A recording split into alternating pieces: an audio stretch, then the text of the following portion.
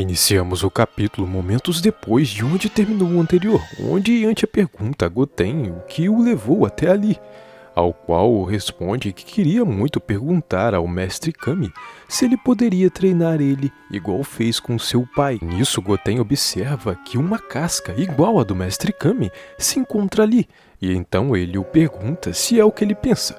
Yantia recorda-se de todo o seu treinamento com seu antigo mestre e menciona que isso foi parar ali graças a um acontecimento que ele ainda não revela. Goten, confuso, pergunta o que aconteceu com o antigo mestre de seu pai, mas Yantia, com uma cara desafiadora, diz que contará a ele se ele aceitar treinar com ele. O Saiyajin acaba aceitando a proposta, já que seguirá seu próprio treinamento. Nisso, Yantia desaparece e aparece atrás de Goten, pegando-o de surpresa, e rapidamente Goten usa o Super Saiyajin e afasta-se com grande velocidade, enquanto o Saiyajin pergunta quando ele ficou assim tão rápido. É aí que Yantia comenta que depois de ajudar a Patrulha Galáctica contra os capangas do Moro, resolveu virar patrulheiro. Ele mostra inclusive a placa da organização, além de acrescentar que vem quebrando seus limites, derrotando bandidos intergalácticos, claro, na companhia de Jaco. Goten fica surpreso com o que ele disse, e sem avisar, Yantia, com uma grande velocidade de impacto, dá um poderoso soco no estômago do Saiyajin, e depois o intercepta com um chute que devolve Goten ao chão. O híbrido se levanta com dificuldade. Depois disso, Yantia continua sua investida usando sua famosa técnica especial, fazendo tanto dano que Goten retorna à sua forma base. Surpreso, Goten comenta que Yantia realmente ficou muito mais forte, e ele declara ser graças ao mestre Kami. Goten pergunta a que ele está se referindo. E então ele nos explica que anos depois do que aconteceu com Moro, ele finalmente percebeu que precisava alcançar os outros em poder. Então ele foi até Kami em busca de treinamento, após ouvir sobre seu bom desempenho no torneio do poder. E depois de alguns dias treinando, seu mestre o enviou em uma missão para obter uma espécie de cristal místico. Goten menciona que nunca tinha ouvido falar disso e pergunta se esse objeto estava na Terra. Yantia diz que estava em um planeta chamado Doro, acrescentando que Jaco sabia onde era aquele lugar. Porém, enquanto orbitava o planeta, devido ao descuido de Jaco, um meteorito atingiu sua nave, desestabilizando e depois fazendo eles pousarem no planeta, e foram ali encontrados por seus habitantes que pareciam ratos. Inclusive, eles tinham uma torre parecida com a do Karin. A diferença é que essa era subterrânea, e ele explica que para acessar a torre, ele tinha que começar a cavar, até que tudo começou a desabar sobre ele. Então ele teve que usar o Kamehameha para destruir os escombros e, por fim, para entrar no local, ele usou o Hoga Fufuken. Até que lá ele conheceu um cara chamado Coco, que tinha uma grande semelhança com o Mr. Popo, com quem acabou lutando para saber se ele era digno de ser o guardião daquele planeta. E após derrotar Coco, um ser maligno com o nome de Sesame apareceu do nada, sendo este o momento em que o guardião do planeta apareceu para ajudá-lo. O guardião, chamado Mignon, diz que Sesame foi liberado no momento em que Yantia e Jaco colidiram com o cometa, e aquele ser maligno há muito tempo atrás foi atrás do cristal, mas conseguiram congelá-lo dentro daquele cometa. Então, para reparar o seu erro, Yantia prometeu destruir Sesame, e o humano conta que quase usou toda a sua energia naquela batalha, admitindo que esteve prestes a ser derrotado. Porém, seu inimigo o subestimou, e com um poderoso Kamehameha, Yantia aproveitou-se e o derrotou. Mignon agradeceu por sua ajuda e confessou que era um admirador dele desde os seus tempos em que jogava beisebol, apreciando os jogos na sua televisão, e por isso pediu até um autógrafo, e em troca, o deu o cristal que ele queria. Então Goten supõe que Yantia voltou à Terra para entregar o cristal ao mestre Kami, ao que Yantia, abatido, confirma o que foi dito. Mas pela mudança de fisionomia de Yantia, Goten, com uma cara séria, acabou perguntando o que aconteceu. Yantia conta que quando eles voltaram para a Terra, Mestre Kami estava lá esperando por eles, e o velho disse a ele que já havia vivido muito tempo de vida e era a hora de seguir em frente, colocando a liderança sobre ele da escola da tartaruga. Depois, os dois colocaram as mãos no cristal, e o corpo de Kami começou a brilhar e vibrar ao mesmo tempo. Então sentiram como o Ki do Mestre Kami percorria todo o seu interior, e tudo começou a voar com uma espiral em torno dele. Com isso, o cristal desapareceu e Kami começou a se tornar nada mais que energia, enquanto ele depositava sua confiança em Yantia. Podemos ver como todos os guerreiros Z notaram quando o Ki do velho desapareceu, e uma vez que o mestre Kami desapareceu completamente, uma rajada de vento varreu toda a ilha, sendo esse o momento em que seu Ki desapareceu por completo. E depois disso, a única coisa que restou dele foram suas lentes e sua característica casca, assim como sua bengala icônica. Yantia, em meio às lágrimas, prometeu fazê-lo se sentir orgulhoso. Voltamos ao presente, onde Yantia declara que agora o legado de Kami está em suas mãos. Depois disso, Goten não pôde deixar de se emocionar ao ouvir aquela história, e com determinação pede ele para treiná-lo. E assim Yantia fica feliz em saber que a escola da tartaruga não vai desaparecer, como o mestre queria.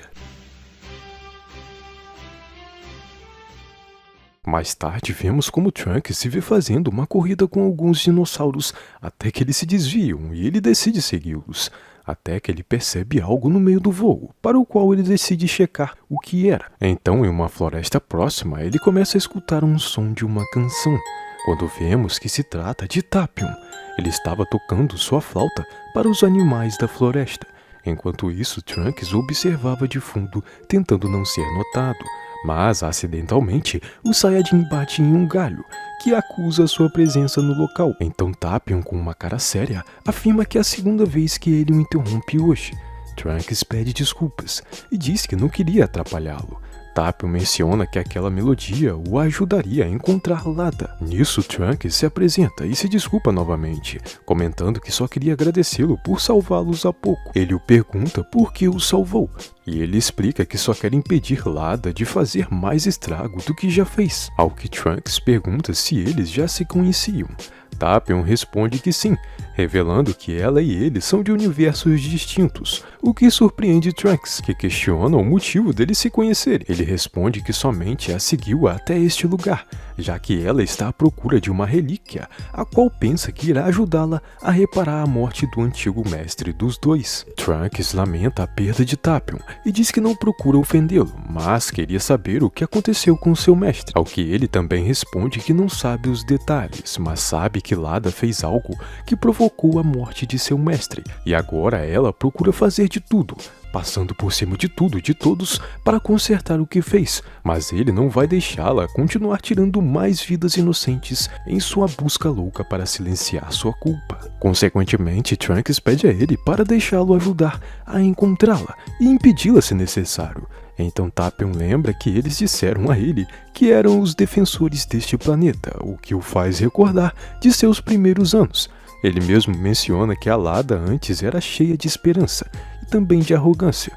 No entanto, como muitas pessoas, ela estava perdendo a esperança devido a várias circunstâncias, e explica a Trunks que a arrogância maliciosa pode cegar alguém ao ponto de tornar uma pessoa completamente diferente, levando-a a fazer coisas indescritíveis para atingir seus objetivos. Ele ainda acrescenta que o orgulho e o egoísmo são um caminho para a escuridão.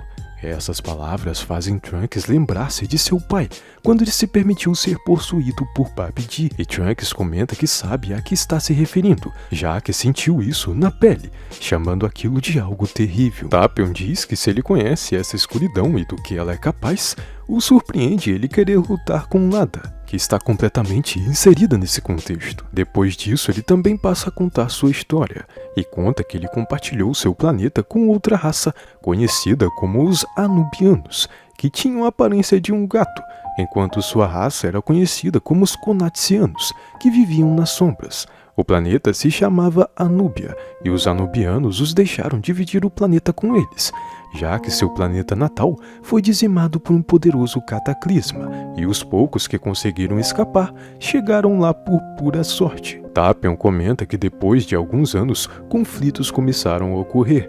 Publicamente, os Anubianos, como punição por roubo e outras coisas, começaram a dizimar os Conatsianos em plena luz do dia, e por isso surgiu uma rebelião, iniciando assim uma guerra que nada mais foi do que um gigantesco genocídio. E no meio disso tudo, Tapion perdeu seus pais, mas o pai e o mestre de Lada o encontrou e o acolheu, treinando ele todos os dias desde os 4 anos de idade. Além disso, tornou Lada sua melhor guerreira, fazendo com que ambos acreditassem que eram especiais, como se eles tivessem algum propósito. No entanto, isso era uma história para uma outra hora.